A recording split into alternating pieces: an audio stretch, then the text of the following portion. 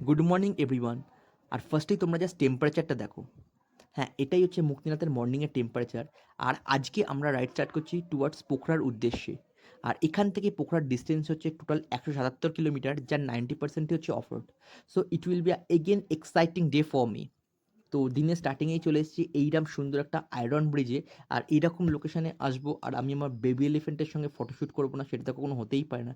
So এখানে বেশ কিছু এক্সাইটিং ফটো নিয়েছি, তো আবার সামনের দিকে আস্তে আস্তে এগিয়ে যাবো। এইবারের লোকেশনটা জাস্ট তোমরা দেখো। ওই দূরে বাচ্চারা স্নান করছে, এরকম সুন্দর জল বয়ে যাচ্ছে, আর এইরকম সুন্দর পাহাড় চারিদিকে। আর বাই দ্য ওয়ে, আমি এখন দাঁড়িয়ে রয়েছি দুটো ছোট ছোট পাইপের ওপরে। আর ওই দূরে একটা স্করপিও আসছে দেখো। তো এইবার চলে এসেছে দিনের সব থেকে এক্সাইটিং জায়গায়।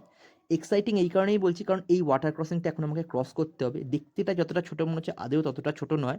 ওই দূর অব্দি আমায় যেতে হবে। আর ওই ভাইয়েরা আসছে দেখো, ওই ভাইয়েরা ফার্স্টে ক্রস করবে, তো তারপর আমি আসবো, যাবো এখান দিয়ে। তো এটা ভিডিও শ্যুট করতে পারবো না। তো এই ব্লগটা এইটুকুনি রাখছি। আবার নেক্সট ব্লগে তোমাদের সঙ্গে দেখা হচ্ছে। তো টাটা।